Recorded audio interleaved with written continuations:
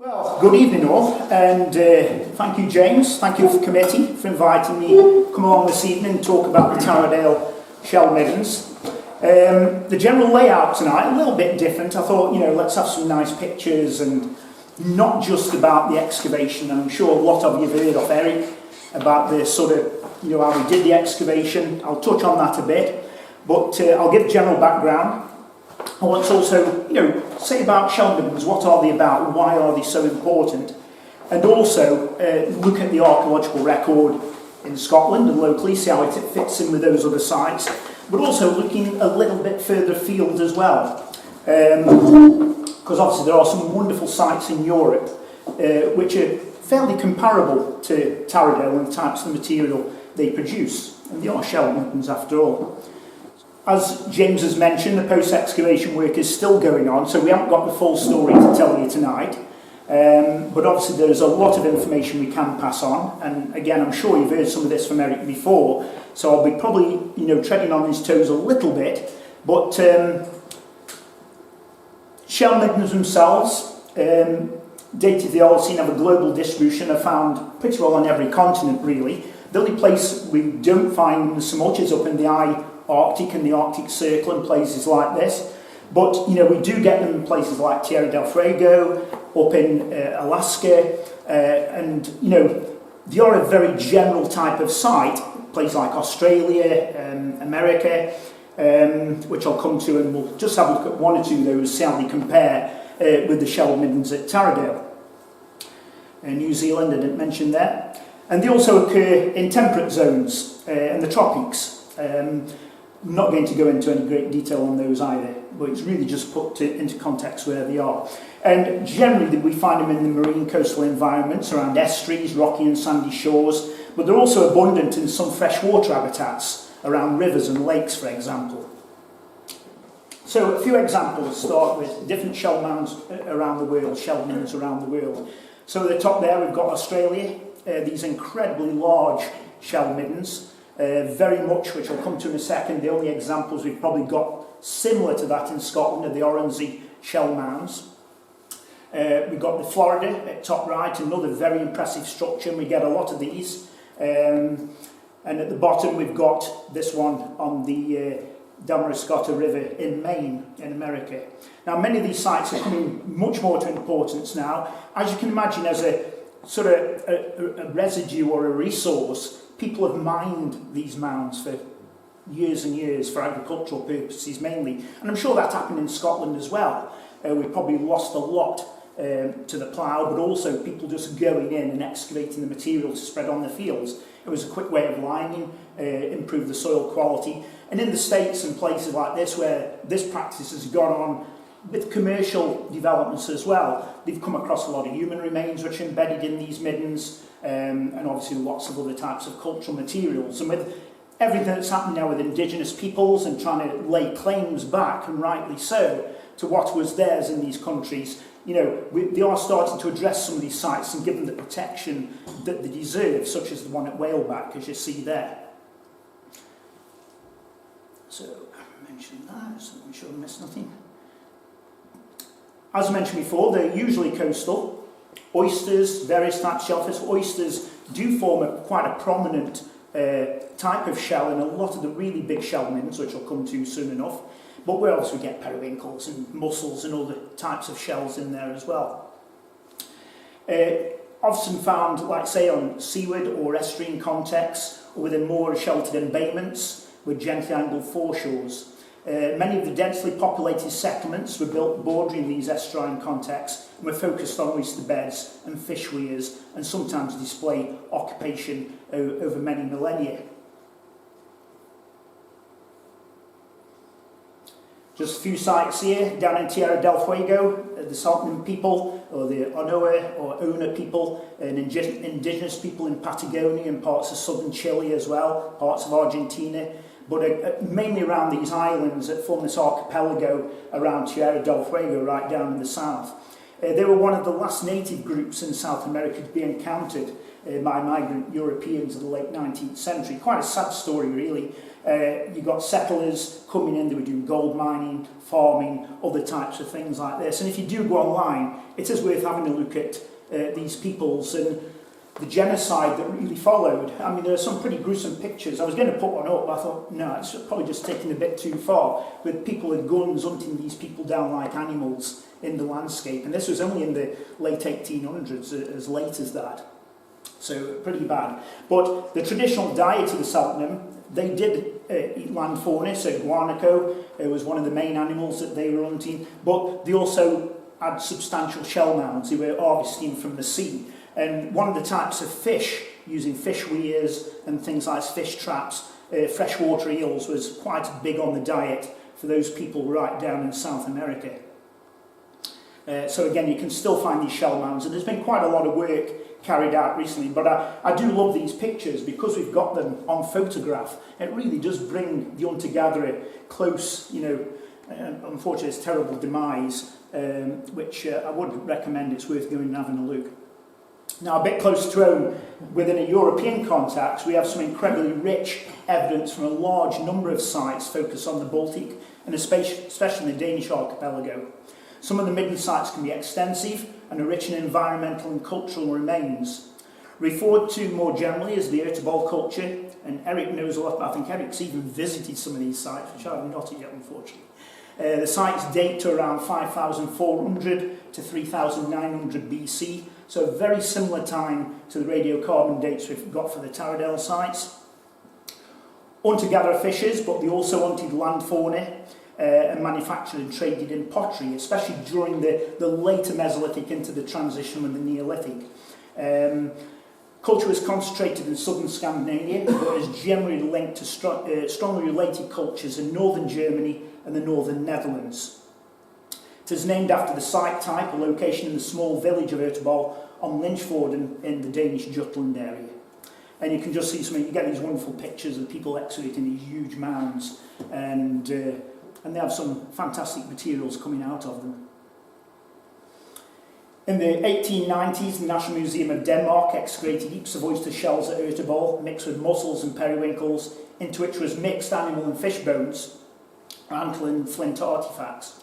Also referred to as kitchen middens, and that was pretty well adopted over in this country by the early antiquarians as well. It is the later phases of the Ertebal culture, as I mentioned before, they're marked by the appearance of pottery, especially large S-shaped pointed base jars, which are found alongside ground stone tools such as quernstones, and things like this, both which were results of contact with farming communities to the south. Various types of dwelling structures have been excavated, including simple shelters, which may have been covered in animal skins, and more elaborate houses, such as you see in this reconstruction drawing here. This one's excavated at Immerland in Denmark. But you can see even in that reconstruction from the archaeological evidence, you've got almost these long houses, which may have served a different function, I suppose, to just a mere dwelling. And then you've got these small, almost circular dwellings, which people were living in too. Now, the one type of material Danish hunter-gatherer fishers had in abundance was flint, and also of excellent quality, and came generally in quite large nodules, which allowed them to make quite substantial stone tools, something we don't have so much of at Tarradale. But yes, we do get a lot of lithics up in the fields above the 2 mean midden site, which I'll be coming to in a second. And in addition to the wide range of tools manufactured from antler and bone, they're able to make flint core axes and large blades, which were often hafted in antler, bone or wooden handles. I will come back to the Ertebal culture a bit later in the talk to give some wider context for the Tarradale sites. To also allow us to look at some of the types of materials we haven't found at Tarradale, because they have this wonderful preservation on some of the intertidal sites, underwater sites. We get this glimpse into hunter-gatherer activity we don't normally see in this country, unless you go somewhere like Starcar or something like this. And I'm still sure that if we dug a nice big trench from 2B right down the foreshore under them big mud flats, there's a chance there could be fish weirs and things like this waiting to be discovered still down there. I think it's lovely, that picture there with the axe, with its half buried in the sediments in the bottom there. It's quite impressive. But you'll see from some of the pictures there, T-axes, will come back to that, harpoons and such like, objects in wood as well. But you can see some of the flint core axes there. They had this abundant flint, which is remarkable material, beautiful to work as well. Now, the archaeological investigation of shell middens has a long and rich history in Scotland, most of which were found in caves and rock shelters, especially by the early antiquarians. However, there are some important open-air shell midden sites as well, such as those found on the Hebridean island of Oronsay. These sites are covered in wind-blown sand and are substantial monuments in the landscape.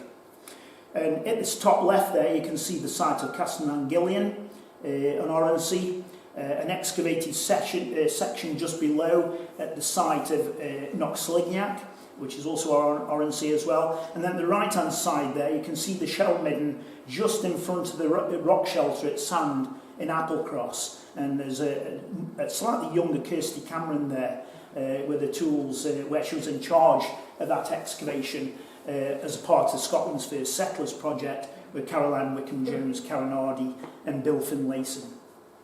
A wonderful project. I was very fortunate to be able to work on that for the 5 years it was running. It's unlikely we've lost a lot of shell middens across Scotland to fluctuating sea levels, erosion through natural processes and by the harvesting of shells for enriching agricultural soils, I mentioned before.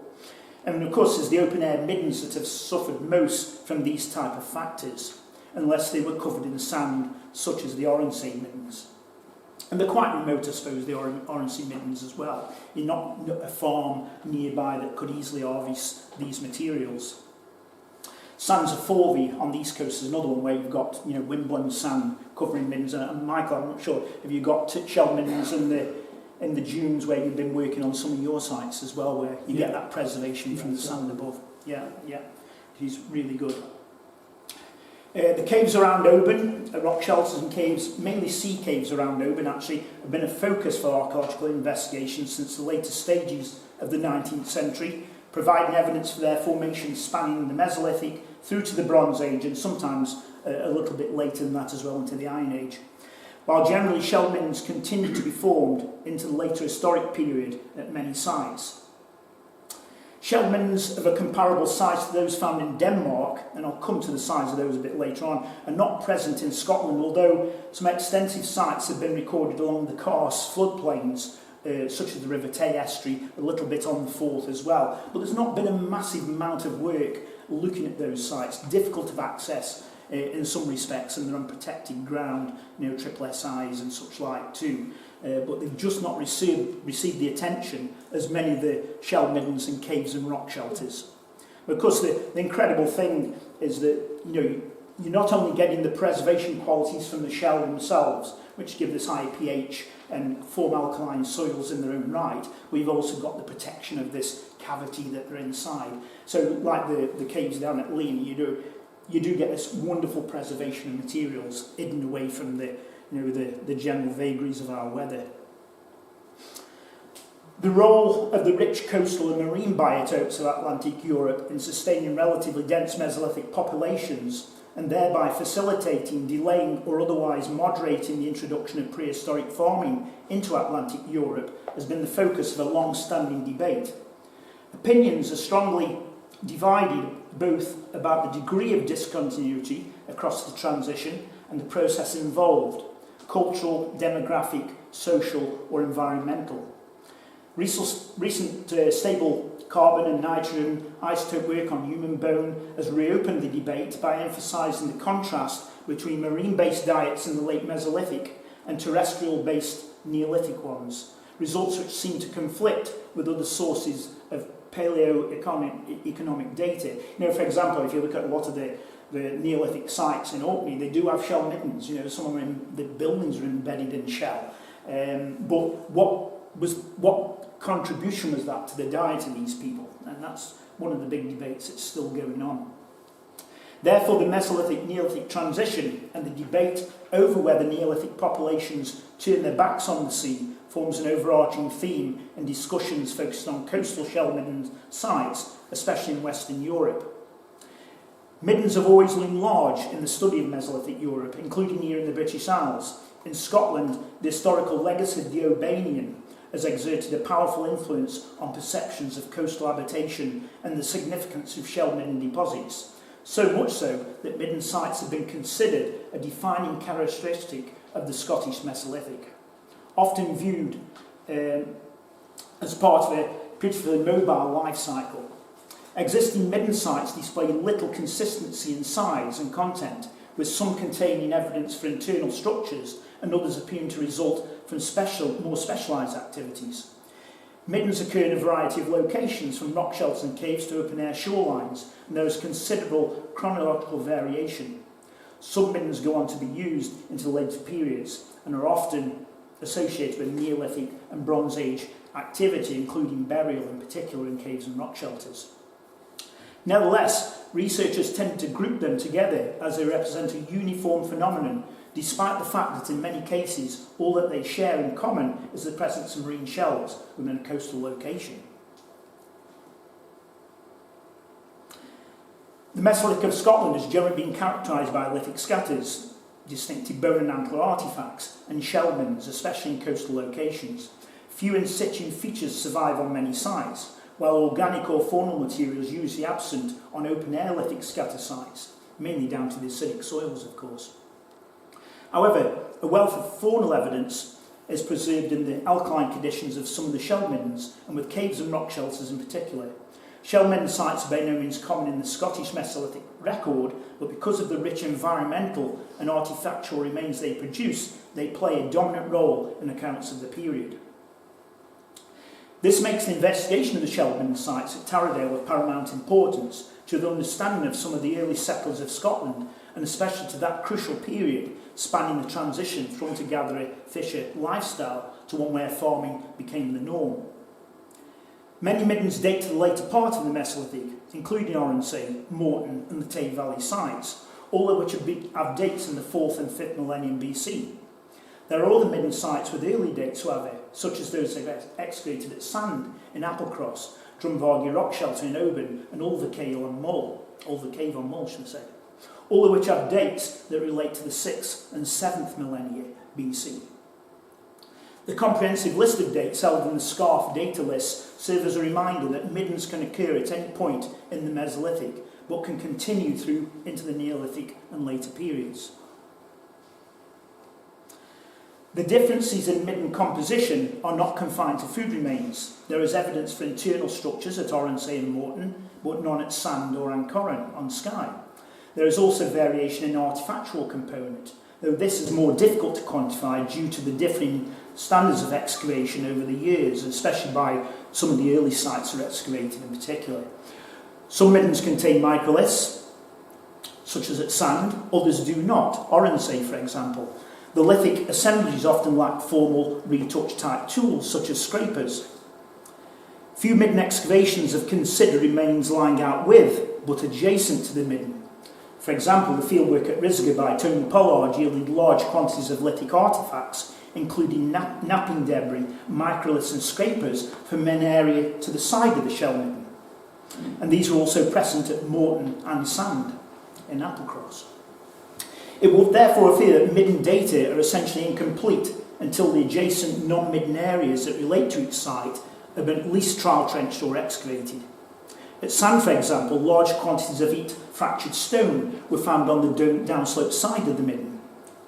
In other later circumstances might have been considered more akin to the remains from a burnt mound, but at Sand it was regarded integrally as evidence of the broader spectrum of activities that had taken place there. They were using the stones, hot stone technology, maybe to cook the shellfish, but also meat and other types of things they were consuming. Bone and antler artefacts such as bevel-ended tools, as you see in the top left there, are present on many sites, as is a range of cobble tools including hammerstones and beveled pebbles. They're very similar to the antler and bone bevel objects. The function of these bevel tools have been interpreted for moving limpets from rocks in the intertidal area. And while certainly the stone bevel-ended cobble tools can do that, I carried out quite a lot of research for my sort of dissertation from a degree when I was at University of Aberdeen, and I was quite fortunate to go over to Denmark to do some experimental work there. And one of the things I did do was try to recreate the bevel-ended bone tools, and these certainly were not good for knocking limpets, even afted, off rocks. And the wear patterns are certainly very different. So you do get these very specific types of objects which were normally associated with the shell middens, and of course it was assumed that they were used for actually knocking the limpets or scooping the meat out of the limpets before you consume them. Wonderful one there at the bottom right from Ancorin, where you can see a composite tapetal with a bevel on one end and a nice point on the other. For those who do not know the Tarradale midden sites, they're focused on former shorelines and terraces located to the southwest, southeast and east of Tarradale House, near Muir of Ord. The photograph at lower left shows the location of midden site 2B, which I'll be coming to in a little bit more detail, located on what could be a relict wave-cut platform at the base of a steep scarp slope representing a main post-glacial cliff line. Is that right? Oh, thank you. I just remember you put me right on that one. Thank you very much for that. And quite important features, and I'll be coming back to a little of those and how they influence where people were settling at Tarradale. Now, obviously, we're very lucky that we've got the field walking and excavations carried out that provided solid evidence for midden formation, first of all across the shores of the Bewley Firth, along with significant spreads of residual lithics in the surrounding fields. Obviously, many of these are covering very different time periods, all within an area generally neglected in the past for Mesolithic and hunter-gatherer fisher studies. Indeed, the discovery of at least 7 shell middens at Tarradale, a midden site at Muirtown in Inverness, 2 shell middens on the shores of Munlochy Bay, and of course we have the Mesolithic site 2 at Castle Street in Inverness, clearly display procurement of shellfish and other resources in the area during the Mesolithic and Mesolithic Neolithic transition. The site at Muirtown, which I'm not going to dwell on, produced a shallow shell midden, and the seemingly patchy nature of the shell deposits suggested a series of short-term occupations, with the well-defined concentrations of particular types of shellfish species representing the refuse from individual gathering trips or meals.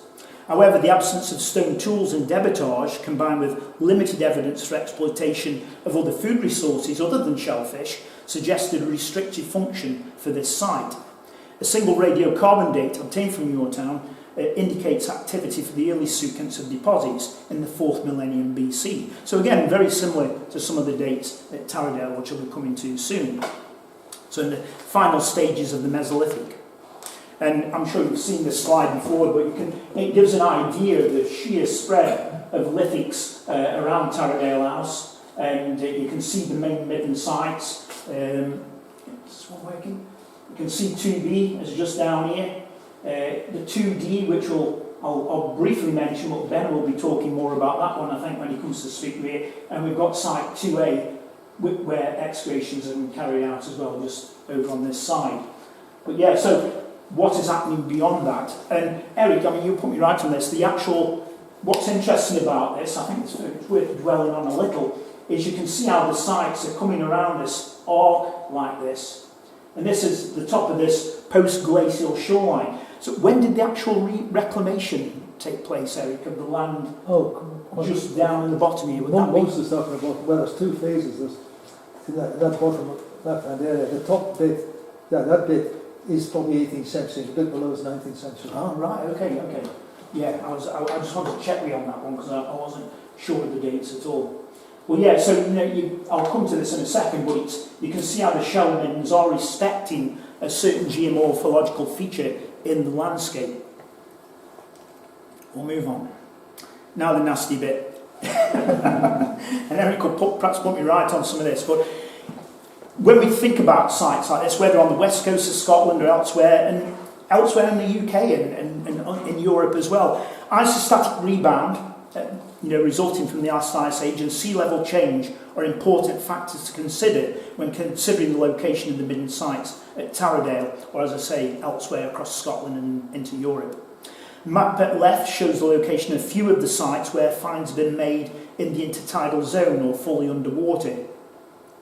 Now, you can probably just make out these dotted lines, what we call the ice-based lines here, these dotted lines coming around. And I'll try to explain it in a very simple way in a second.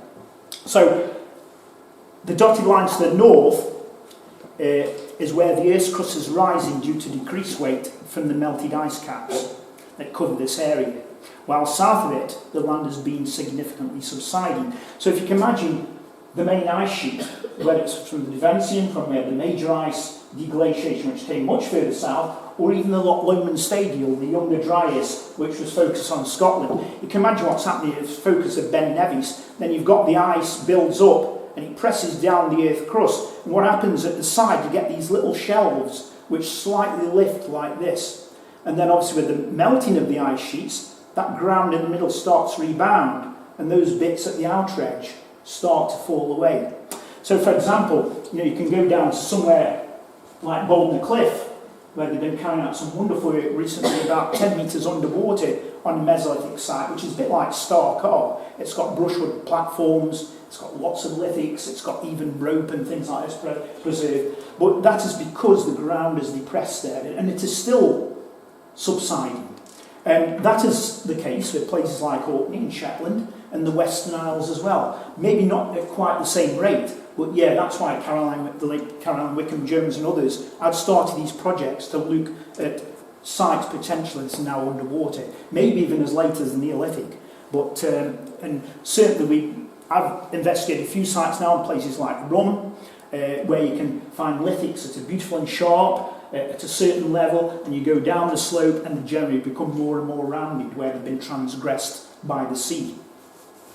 So it's a very complex picture, but changes in late glacial and post-glacial relative sea level at selected sites in Britain are shown in the image at right. Sites in the south show a steady rise in sea level following the typical eustatic pattern, whereas the sites in Scotland show a drop in sea level because isostatic rebound following deglaciation initially outpaced the increase in the ocean volume from the melting ice cap. So it's very difficult to explain, but as I mentioned that diagram, as the land was rebounding and the ice was melting, then the sea was also rising. So you get this incredible complexity trying to work out, for example, site 2D or 2B at Tarradale, where do they sit? Where did they sit into relation to that contemporary ocean or sea or whatever body of water? So it's a very important subject. I won't dwell on it too long, but one thing I've tried to look at, I did this very basic diagram for the last DSR showing what the coast of Tarradale would look like quite different at the time that Site 2B was in use, about 5,500 years ago. So this difference with sea level change combined with isostatic uplift created this very different looking environment to what we see today. And as I mentioned before, we've also got this additional much later changes from the land reclamation. So, we've lost some of that shoreline, it's well back now from the edge of the Bewley Firth. And inset, there's a slightly more detailed sea level curve there for the head of the Bewley Firth. And yeah, it's pretty good. If we had to look, you've got the years BP, 1,000 years BP down at the bottom, and you've also got sea level on the left-hand side. So if we think about the site 2B, which is somewhere here, we're at this point where we've got what's called this maximum stand, the post-glacial maximum transgression of the sea. The ice stand before it started to fall away again. Quite important thinking about the site. So I know Ben Elliott, in this one of these conversations we had this week, he's quite concerned writing his report at the moment about the 2D site, because he said, it's like 150 metres away from the shoreline and sat right up on this perch, but they are roasting shells and doing things with shellfish. And I don't think that's a problem, because I've found, as part of Scotland's first settlers, I was telling him, much later sites from the historic period, but we've got shell middens in caves and rock shelters at nearly 400 metres above sea level. Quite a climb with walls across the front, very similar to the Rismarki cave. So yeah, it's quite different. So the discovery of Midden Site 2D, located at the West Tarradale House on a degraded earlier terrace, presented a dense spread of shells on the surface of the plough soil, and test pit excavations there in 2011 revealed an extensive midden below the plough soil just above the degraded former shoreline, including marine shells, animal and fish bones, and fragments of red deer antler. So this is a site that has now been revisited 2D by UHI and University of Stavanger. In 2015, Shell Midden Site 2B was investigated by NOSAS on a truncated terrace below the Pallier Cliff to the south-east side of Tarradale House. And under the umbrella of the Tarradale Through Time project, larger scale excavations were carried out at Midden Site 2A, which lies on that wonderful promontory we showed before, and 2B in 2017. The 2A site is located on top and around the flanks of a promontory to the east of Tarradale House, and we'll show that a bit later on. The final excavations were carried out at Site 2B in 2023, as James was mentioning, where we removed all the midden deposits right down to the natural horizon as far as we could tell anyway. So that trench has been pretty well put to bed for now. We have an excellent set of AMS radiocarbon dates for Midden Site 2B, as you'll see here laid out. Eric helped me with this one because I've got a few bits of missing data. And except for the data on the animal bone from the dog burial, which I'll come to a bit later, which is late medieval to early post-medieval in date, the spread of the remaining dates give a range of, say, 4679 to 3643 Cal BC, given the potential use of the site over 1,000 years, spanning the late Mesolithic and Neolithic transition. Now, was this activity intermittent and connected with seasonal activity on the shoreline, possibly a specialised function, for example, for gathering shellfish and fishing? I'll leave that as a question. If it was an outlying camp or location where specialised activities were taking place, then these people were certainly hunting and consuming land fauna, including wild boar, red deer, and cattle, whether early domesticates or auroch, while charcoal derived from a range of different species of wood and ash deposits suggests that cooking was taking place, along with lighting fires possibly for warmth. While this evidence remains open to alternative interpretations, elsewhere in Scotland, such as at the Oronsey shell mounds, shell middens, it has been suggested that regional mobility rather than year-round settlement is a more viable interpretation. I just put a few plans here, just one of the little mid-ex plans of Trench 2B, showing the upper context and features as we revealed them, and a distribution of a selection of the worked antler and bone tools, just giving the idea of the spread by those little red squares across the site. The green areas are fills of cuts in the top of the shell midden, which will come through a bit later, which of some of these could have been later dwellings at the end of the shell midden's life, or agricultural features cutting into the top of midden itself. The image at top right shows the possible outline of a structure, defined, and I still feel this could have been an outline of a structure, defined by a ring of larger stones defining a sunken hollow. And below, red deer antlers still attached to a part of the cranium, showing that people were using the site were hunting deer, although it is likely they also collected shed antler from the landscape as well. So I think that image at top right, you can see this quite defined hollow filled with this much paler material. And again, this image, looking from the Bewley Firth side, looking into the site from the south, shows the east sector of the 2B trench, showing the excavation proceeding at different levels by the different grid squares we're removing by context and sampling as we went along. And obviously I'll come to the sampling and things later. And also showing some of these random stones and stone clusters resting on the natural wave-cut platform. So again, interestingly, a lot of these clusters of stone, when we first scraped them nice and clean, they had very dark halos around them. And I was almost certain, when we started to get into these, that we would find underlying post holes and post settings. But that wasn't the case. Well, you can see, for example, you can see them arcing around. Gets a bit messy on this side. We've got an earlier trench from 2015 which cut through here. But you can still see a little remnant and this sort of slight lip in the shells that curves around. So to me it was still believed that we might have had something there. The shell within the basal deposits of the main midden was highly fragmented, although some complete periwinkles were present. But the basal deposits also contained a significant amount of small charcoal fragments. And really, we didn't see those during excavation. You could see the darker areas of the midden, but it's only when those samples were processed that I was quite amazed just how much small charcoal fragments were coming out. As I mentioned before, concentrated around those stone spreads and groups of stones. No post or stake holes were found, although it is possible the stones could have been used to support a wooden framework for a temporary structure, such as those used by mobile reindeer herders in Scandinavia. Elsewhere, such as in the Arctic Circle, the locations of temporary dwellings are represented by rings of stone. There's no post settings at all. So you can imagine a bit like setting your old tents up, you know, if you couldn't get pegs in the ground, you tried to wedge your poles in the best you could, and then you just got stones and weighted down the fly sheet or the edge of the tent. And then once you took that structure away, you'd just be left with a crude outline of stones. A possibility, although that'd be quite a big structure if it was being used in that way. So yeah, disappointed not to find post and stake holes, but hey, you know, can't have everything.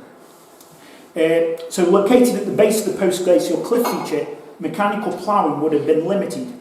However, the sections recording the bulks of the trench show quite clearly rig and furrow cultivation, but this was aligned east-west in parallel to the base of the cliff. Probably making the most of what ground they had. I mean, of course, that could have continued down into the field to the south, where it's been removed by much later mechanical ploughing. The interface between the base of the rigs and furrows and the underlying midden was not sharp, and the sequence displayed clear evidence for shell midden material being disturbed into the base of the furrows and cast up to form the rigs. This may explain some of the mixing of radiocarbon dates from the maiden midden deposit 204. However, irrespective of the mixing, the dates on materials from context 204 provide a range of 4461 to 3643, giving a range for its formation of around 800 years. So again, probably intermittent activity over 800 years. The one outline date, and the oldest in the sequence, came from context 210. Now I don't have a picture to show you there, but it came from the base of one of these upper sort of pit-type features I was pointing out before. Came right at the base. There was upright oyster shells in there as well, which we thought was some sort of feature or man-made thing at first, but almost certainly that relates to just what's in the base of that rig, or that broad rig that was dug at the bottom. So it's possible that bone that gave that very early date had been sort of scooped up from lower down. That date came out at 4619 to 4832, so you know, potentially the earliest date from the site. But yeah, it must be residual in the location it came from. It was noted in some of the furrows, especially towards the south and east sectors of Trench 2B, you can see where these furrows are cut right through the main midden, almost touching the underlying natural ground surface. So again, there was that potential for mixing, especially at the east end of the site, I felt, where that initial trench went in 2015. Another outlying date was on animal bone recovered from context 226, which was in a grid square in the northeast corner of Trench 2B in these basal midden deposits. I was hoping that would have given us a nice early date, earlier than the main midden, which I've given that range for.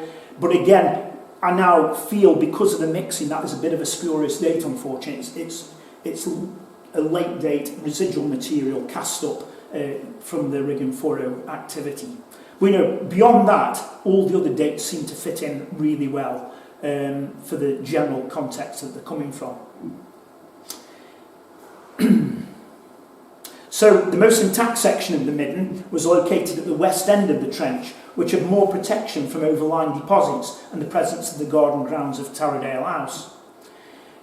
So this was up in this corner. You can see, I'm not sure if James or Bob, you can see here, I'll come to it in a second, this was the top of the pit where we found the dog burial. And you've got the back of the garden grounds, you'll see at the back. So this section, when we had it finally uncovered, gave the best preservation of the site. And I do feel that probably continues under Eric's garden a little way too. Coming this way, the midden was thinning out, and that makes sense too, because it's coming up against this paleo cliff which is post-glacial in origin and predates the formation of the midden and the side here. And again, you can see the main undulations from the rigs and furrows, which we'll see a lot better in the other shots. And again, coming down at different levels into these basal midden deposits and such like. How are we doing for time? You okay, James? Yeah. Play a bit steady than I thought. Now, again, another little mid-X plan there. Shows the basal midden context. Pit 246, which is the over on the left-hand side in yellow, as you can see there. And a possible Arth 232, that little orange blob. I thought it was Arth. It had stones slightly surrounding it, and the fill was very ashy and a bit more charcoal rich than the surrounding middens. It may be just a little spot fire, but again, there's a sample from that, so it'd be interesting to see if there's anything, specific comes out of it when it's actually processed. But these basal deposits, which we're looking at partly in this picture, we're looking at different levels, they only measured sort of 10 to 40 millimetres in thickness. So highly fragmented shell fragments and a grey ashy matrix, some more charcoal rich, especially context 226. But what we have to think is before that made midden, big thick midden, which produced most of the bone and artefacts and such like, was put in place, it formed over the top of these basal deposits. Is it possible that why these earlier middens lay open, they would be open to weathering, especially between visits? And we know what weathering can do on a site. We saw at Tarradale over one brief rain shower, very heavy one for all of that, just how much sediment can be moved around and things can be, degraded. The soils are acidic if you're away from the shell midden. So it is possible that these earlier midden deposits could have been thicker before they were degraded. That's one potential theory anyway. However, they contain no artefacts, and well, I say no artefacts, there could be artefacts from the fine residues, maybe bits of lithics and things like this, but little or no animal bone, just the odd little tiny fragment.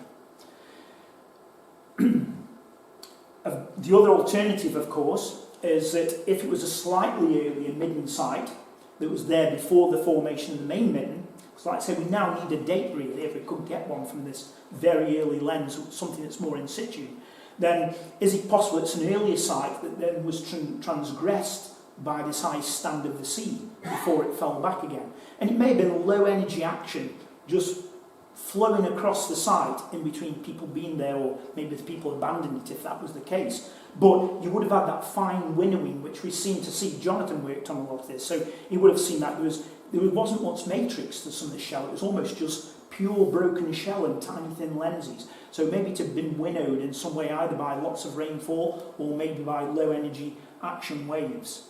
I mean, the jury's out on that one, and certainly it needs more work to try and get some ideas on site formation processes. Pit 246 in the west bulk of the trench, and this area along the west section of the trench contain really the better preserved deposits in the site, overlined by deeper sediments, and again, protected from some of the later agricultural activities, partly by what was going on at the base of Eric's garden as well, giving a little bit of protection.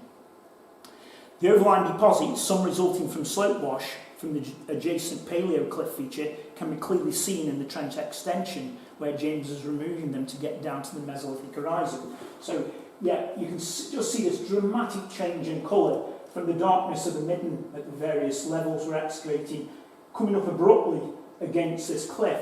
And of course, at first we were going to put a much longer sondage into that paleo cliff, which we would have needed an excavator really, I think, to do that, because we had a suspicion at one point that the site may have extended underneath and we could have had really well preserved deposits. But no, you'll see in a second, the lenses of midden just went out to nothing. So it was almost lapping up against the base of this paleo cliff when it actually formed.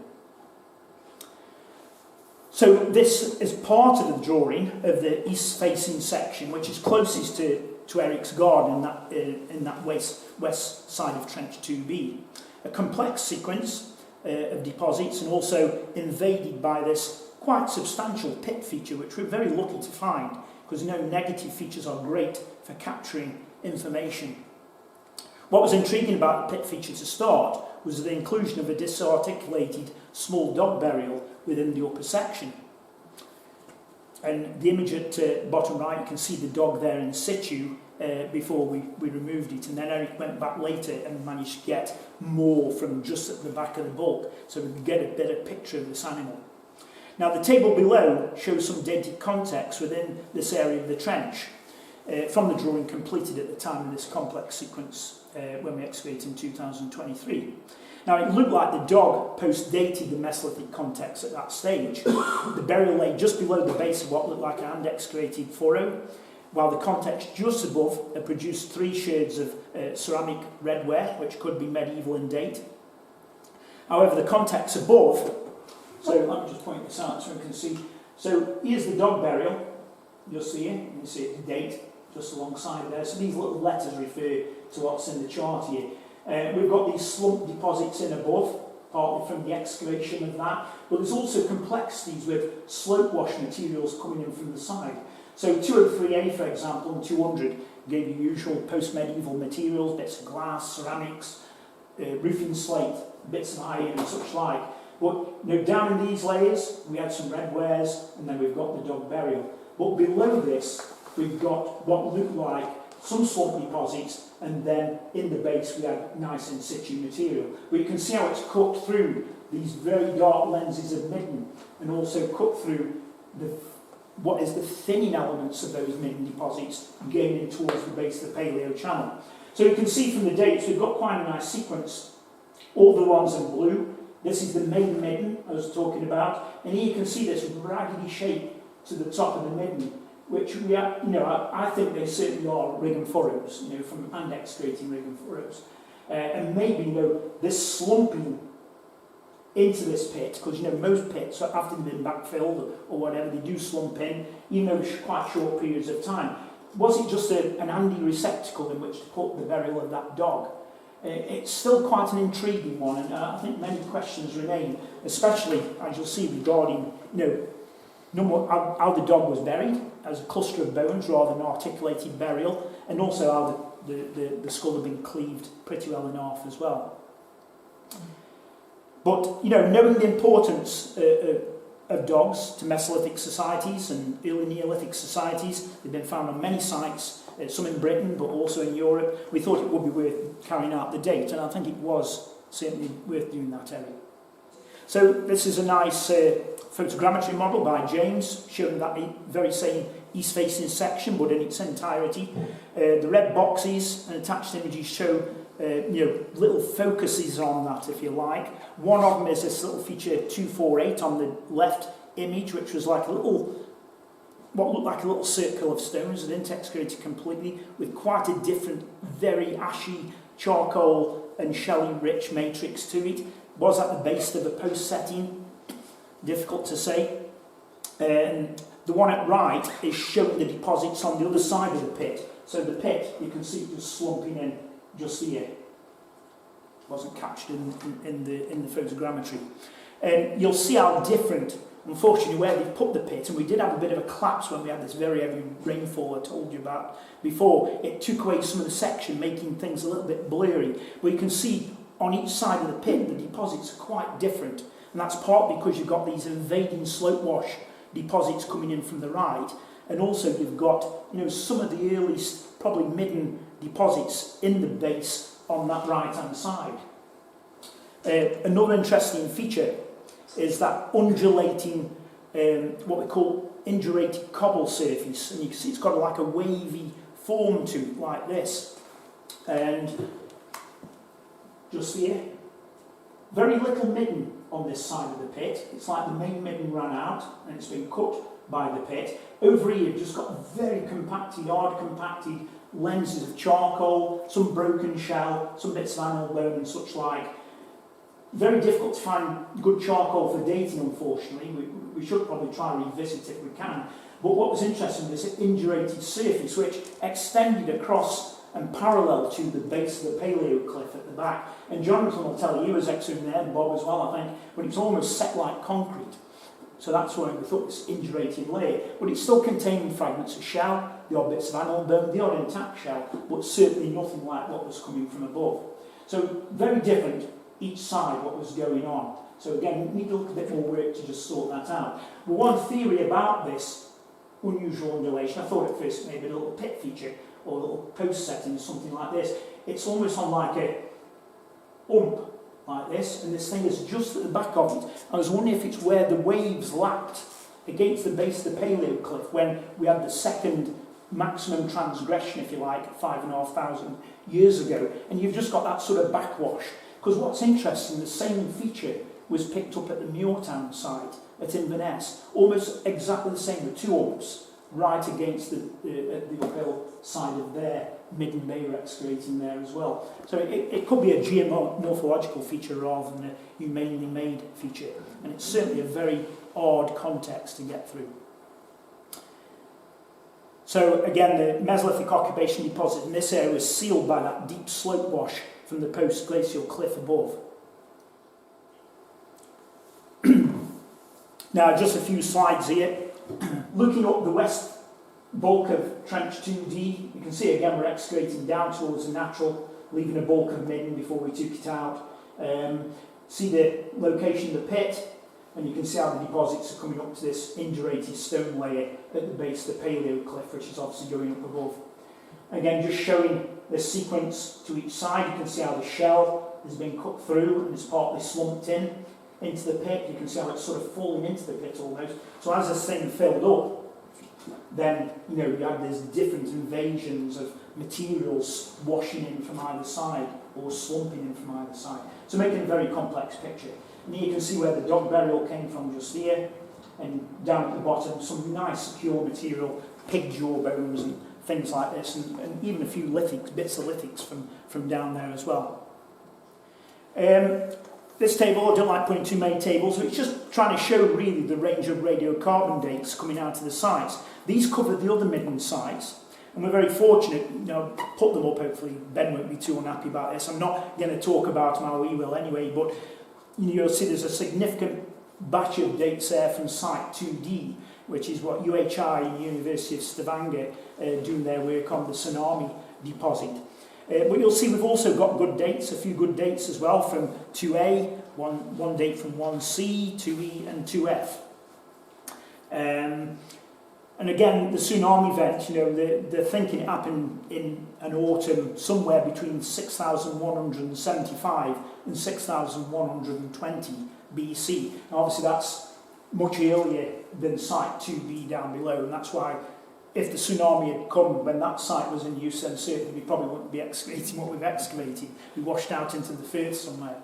And this is what we find in Denmark. They are finding that although they've got this great preservation of some material at lower levels, a lot has been really degraded by the interaction of water washing over the sites. And that's what makes me think, if 2B has been transgressed in any way, and other people have other ideas on this, we wouldn't see the charcoal, we wouldn't see the bone and antler artefacts. I think most of them would have disappeared.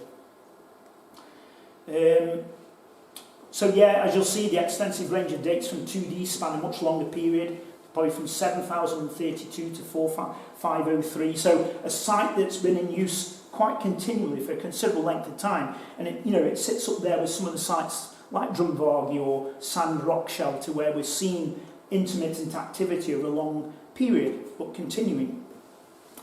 So probably for around 2,500 years or something like that, that site D was in use. And they've also done some Bayesian modelling on the dates, and I do feel like it's something we probably shouldn't get now. We've got this fantastic range from 2B to tighten up the dates, so they can say with a bit more certainty now that the two different main periods of activity at 2D fall between 6,800 and 6,700, and then the later bit between 4,800 and 4,500. So you've got, a part of that site has been used pretty well contemporary with what's happening down at 2B down below, and some of the other sites like 2A. So lots of different activity groups, lots of different sites being used probably in different ways, or different family groups. Hard to tell.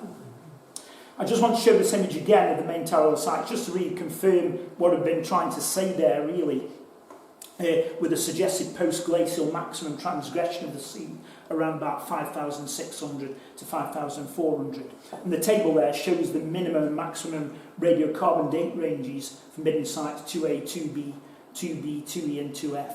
And it's really showing that what you have at Tarradale, and it's coming out quite nicely, is that these sites on what would have been the current shoreline at that time, 2F, 2B, the lower part of 2A, are given these nice, quite contemporary date ranges, 4,000 whatever to late 3000s BC. Whereas once you step up onto the promontory on the top, you get mixed dates up there again. You get the early dates, but also the later dates, contemporary what's going on below.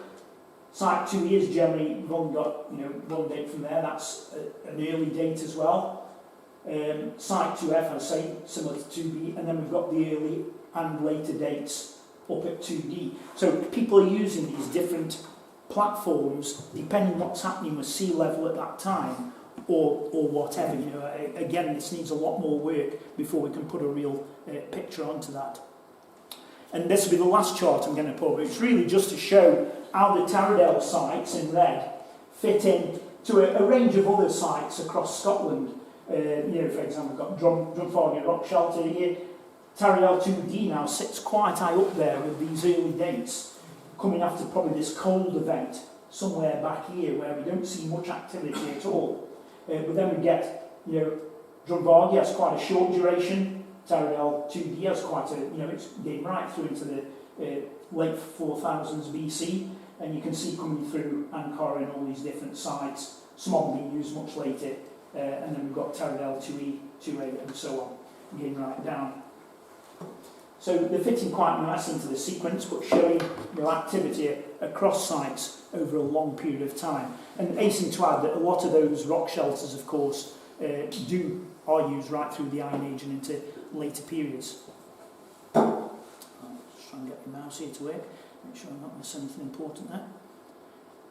So now I'd like to briefly discuss the types of artefacts and materials, environmental materials we've recovered from the Tarradale sites, especially Midden Site 2B. Post-X is still ongoing, so this is only a partial picture. We could just have a quick look over some of the types of materials. So I mentioned the dog before. So Eric did this fantastic reconstruction after he recovered all the bits of the dog we've got, but where's the pelvis and the hind legs? It's quite bizarre.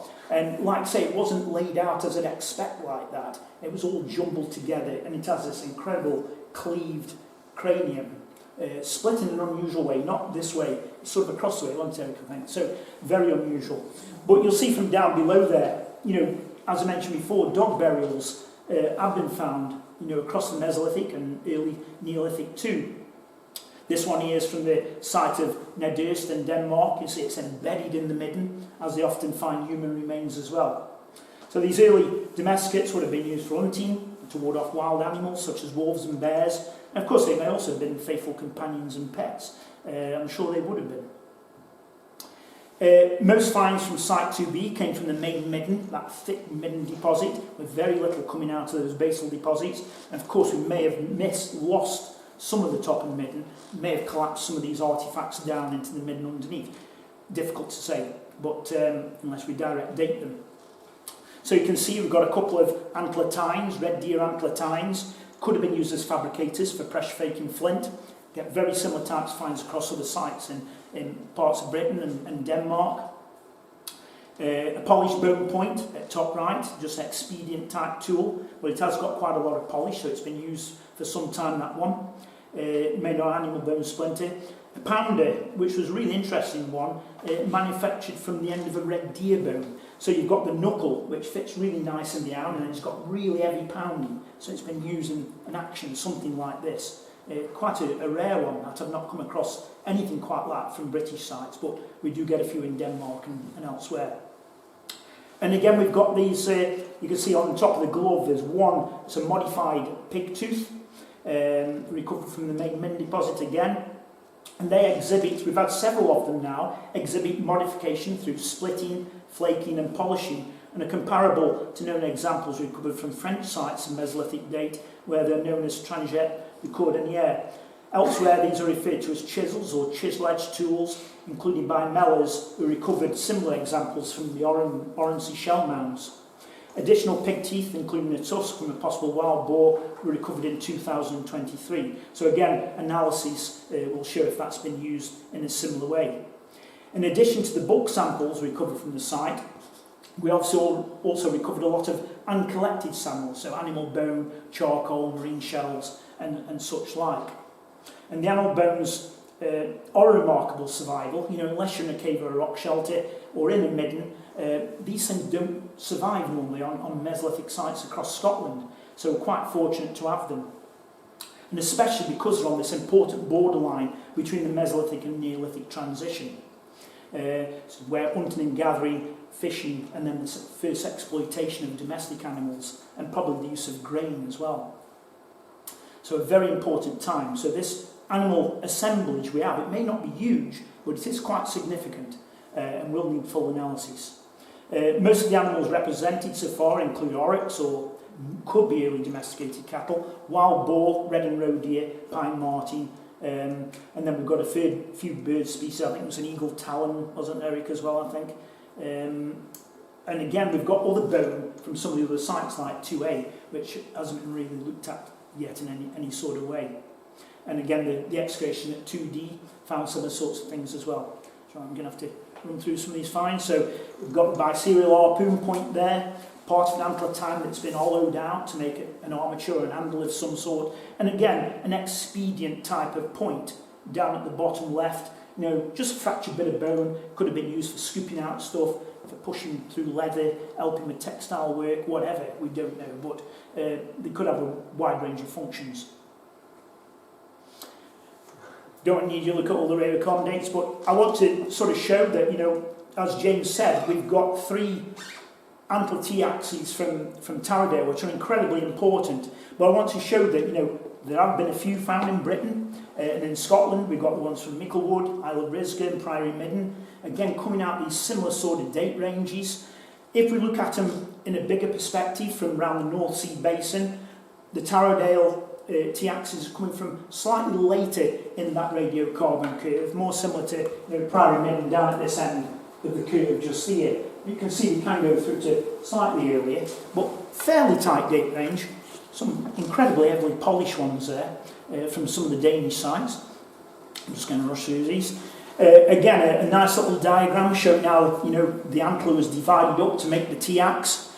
Some lovely examples here from Lithuania. I just wanted to throw a few in to show that, you know, these are fairly widespread from certain sites. And again, you can see the date ranges there. The ones at Tarradale are again coming out at this end, grouping in with these ones. Again, you've got some slightly earlier ones coming out from also Latvia as well. I think Latvia are the grey dates on there. Just coming to Ben's work very briefly, I'm not going to touch on it, Ben may touch on this, but, you know, Ben's work was his PhD, I think, wasn't Eric? And he was looking at antler T-axes, what used to be referred to as mattocks, and giving him now this differential typology. So, for example, we could say from Ben's chart there that on the left, the last one that you found, James, is a base axe, the middle one is a beam axe, and the far right one is a T-axe, because of the way the antler has been divided up and which part of the antler they've used. And a lovely example there from one of the Danish sites, still with its 2 centimetre wide wooden handle in hazel. And I wonder, you know, although antler is a fantastic material for absorbing shock, the handles seem quite wee. And I wonder, you know, I don't know how much damage they could do with this wee handle, whether you're trying to chip out wood or, you know, or they just use digging sticks and digging tools. Difficult to say. So, fantastic artefacts. So, I mean, to have 3 from one site is quite remarkable. The excavation of the midden site at 2B, unfortunately I couldn't find the picture of one of our guys doing, so I had to pick a Danish guy here. So anyway, yeah, bulk sample, I go with what James said, it's an incredible feat that's been done by the volunteers with Eric at Tarradale House. You know, I reckon there's about 3,500 litres of samples have been wet sieved. So we're 100%, pretty well 100% sampled the site, which I think is brilliant because we do have a full record from that. But of course there are still samples. We've got bag samples which still need to be processed because they could have really fine materials. We need to get out of those in a controlled manner. And also there are still samples from 2A. So there is work down the road here, you know, for getting more, you know, residues. But They just look like a load of shells when you see them laid out on those trays, but there are little fish bones, there's bits of lithics, there's bits of bone, and of course you get the star finds like the wee cowrie shell, which is fabulous, you know, and goes with a range of other cowrie shells which have come from some of the other sites. I'm going to go very quickly through these sites because Jim's going to tell me off, but I just wanted to give a little bit more context to the Tarradale sites, and I think one of the best examples really, because obviously we've lost a lot of the shell middens in England because of subsiding sea levels from this period, from subsiding land and rising sea levels. You know, we've got a few in Scotland, but the ones I really want to go to is Denmark, because here we can see the full range of materials, probably the things we are missing from Tarradale. And just get an idea there, number one, of the range and number of sites they've actually looked at, recovered, some have been excavated. Again, mainly Tarradale sites that you can see on there. These mainly shell mounds, but not always shell mounds. And if we just look at some of the types of material, there's a nice little reconstruction of one of the huts at one of the Danish sites. The image at top right, is this wonderful site called Vig. And you can see its location there on this sort of, what would have been a sea inlet, with points to either side. It even had a shingle bar giving it some protection, forming a lagoon. So you can see the red dots as where the main sites were, right on the contemporary shoreline like 2B, but also on the gravel spit at the entrance into Vig. And you get some idea, because of most of that site is now underwater, the land element is pretty well gone, but the underwater produces some remarkably well-preserved items, such as that wicker fish trap, and this beautiful, you can see it in situ, but then a nice drawing of this beautiful paddle for a canoe, which is incised with dot, and then it could have been, you know, painted, who knows, but a wonderful object. And then another site, which is really impressive, is this one at Jarno, also in Denmark, which is again is mainly an underwater element. Interesting with this one, just at Jarno Sund, at the southern site, there is a nice shell midden in situ underwater. And it was always wondered where the shells were seen underwater, real shell middens, or were the dead shell beds and things like this. But in this case, what we've got is an underwater shell midden. It's embedded with flint, bone, wood, tools and such like. Yeah? Done. Okay. No idea. I'm just going to quickly go through the pictures and just show some nice pictures. We're close to the end. Fish weirs, a nice in situ antler again. What did Tarradale look like? And you can see the big tsunami wave coming. And it's a wonderful bit of artwork, that. James, I'll just read this last bit, James. Yeah, it's because just like today, it is like the hunter-gatherer fisher peoples at Tarradale would have had to live alongside the constant threat of global warming and tidal change. The water-rounding lithics recovered from the test pits in the field to the south of Midden Site 2B provide evidence of early occupation and sites lost to sea level rise during the post-glacial maximum marine transgression. Although people were unlikely to have seen major shifts in sea level change during their one life, if you like, not like took place in the Baltic, where it happened very rapidly, there would have certainly been this accumulative effect of sea level change and the drowning of the lands and settlements, maybe from Grandad's time. Just this last little bit. Such major shifts and changes to the topography of the land, especially the foreshore, must have had lasting effects on the marine biomass, in particular shellfish. These changes may have included modifications of foreshore and changes in the types of deposits. For example, from sand and pebble covered foreshore with rock outcrops to one covered by muddy estuarine sediments like we see in the Bewley Firth today. Who knows what those are hiding? The shellfish remains from the Tarradale middens should hold data regarding such changes. But whatever the changes might have been, people at Tarradale continue to eke out a living, and the archaeological record appears to show some continuity in settlement, especially that at Site 2D, for example, even after the Storegga tsunami event. People are adaptable, although during the Mesolithic, the people of Tarradale would not have been able to rely on aid packages or other forms of assistance. However, their survival instincts, backed up by a wealth of knowledge in the local environment and a wide skill set, would have enabled them to move forward.